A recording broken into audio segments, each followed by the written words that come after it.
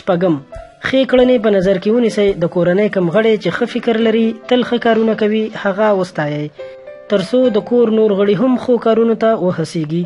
اووم، زده کړو ته پام وکړئ. د تلویزیون لیدلو او تفریح کولو سره سره د کورنۍ غړي دې ته وهڅوئ چې کتاب مطالعه کړي. د دې لپاره ونیز پروګرام جوړ کړئ چې په یوه اونۍ کې د یو کس نورو ته په لوړ غږ د کتاب معلومات ورکړي. خو نورو ته هم پکار ده چې ورته غوږ شي تر څو ویونکي تشویق شي لا ډېره مطالعه وکړي.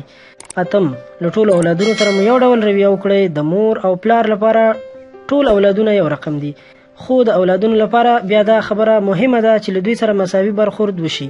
د لور او زوی ترمنځ باید هیڅ فرق ونه شي.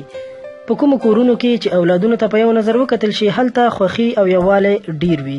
نهم، لاسته راوړنو ته اهمیت ورکړئ. که د کورنۍ یو غړی له کوره بهر یا هم په کور کې داسې کار کوي چې د نورو د خوښۍ لامل کیږي، داسې کارونه بیا بیا ور یاد کړئ. همدارنګه که په کورس، ښوونځي یا هم په پوهنتون کې ښه درجه واخلي، ورته اهمیت ورکړئ.